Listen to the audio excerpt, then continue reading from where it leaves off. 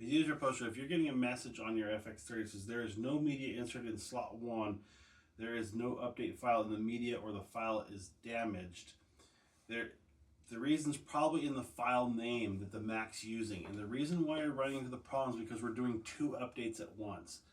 So the first thing you want to do when you go in to do your update, you're going to do the 105 update, as we've all discussed.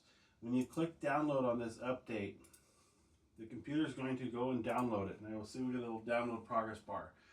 That file name down here is bodydata.dat. And that's going to go into your downloaded folder on your computer. Now, when we go over back to version 2 and we click on the version 2 link, we're going to click this version 2 link right here.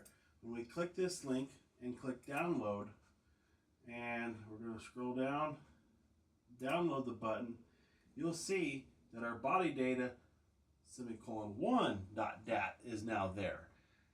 The camera is not going to recognize that little semicolons or the colons 1 on the file name. It's designed to only see body data.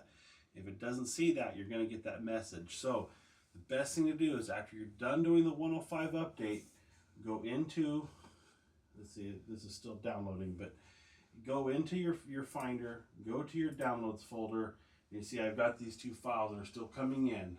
Okay, one's almost done. There's the body data. That's the 105 update right here.